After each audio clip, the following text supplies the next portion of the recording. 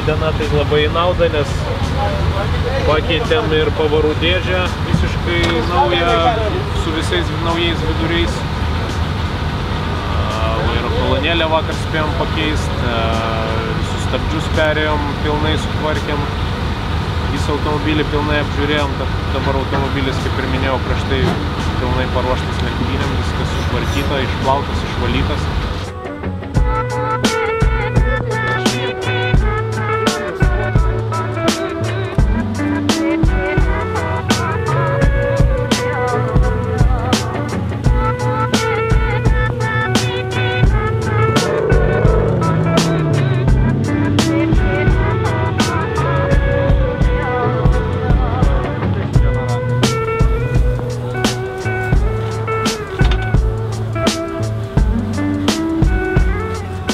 Dabar pirmąjį kartą po traumos ir po laisvos dienos išsibandžiau automobilį.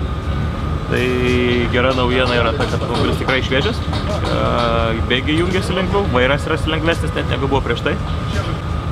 Rankai nėra patogu, bet aš dabar paskutiniu metu nesu naudojęs skausmo namų, tai man tikrai yra sudėtinga. Ir šitas įtvaras žinojau, kad netinka.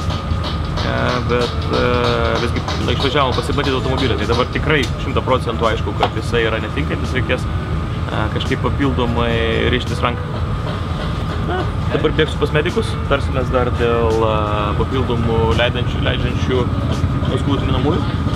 Automobilis kontroliuojamas yra kūnu ir kūnas yra stipriai prisegtas arba pritvirtintas prie sėdynės.